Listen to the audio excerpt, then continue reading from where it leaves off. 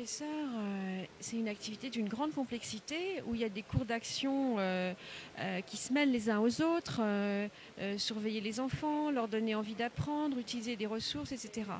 Et on voit que le côté très captivant de la ressource numérique peut être une difficulté, c'est-à-dire comment s'occuper à la fois de ça, de ça, de ça. Et je pense que la ressource numérique pourrait être une aide colossale sous des formes qu'on ne connaît pas encore. Stimuler l'interdisciplinarité, stimuler l'autonomie, stimuler les compétences. Je trouve qu'on est encore trop dans une vision très exerciceur et gamification comme ça et qu'on ne prend surtout pas assez en compte le cours d'action du professeur et le besoin de comprendre le design, c'est-à-dire la façon globale dont s'agencent les objets, les temporalités, les interactions.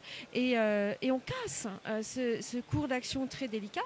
Et comme on a besoin de redesigner le métier de professeur, il faudrait commencer à travailler sous forme de Living Lab, d'Educalab, et que les éditeurs soient des compagnons du changement et soient beaucoup plus présents pour reconnaître le travail de conception, de création et d'utilisation de ressources multiples du professeur. Et au lieu de créer une ressource, il faudrait créer des plateformes de curation et faire que toutes les ressources ensemble puissent être agrégées commodément par les professeurs et aussi par les élèves. Oui, le Conseil national du numérique a écrit un rapport sur le thème « De quelle école a-t-on besoin pour la société numérique ?» La société numérique, c'est-à-dire une société qui subit le très fort changement venu des techniques en réseau. Voilà, tout simplement. Je ne parle même pas de l'informatique, je dis de l'organisation en réseau.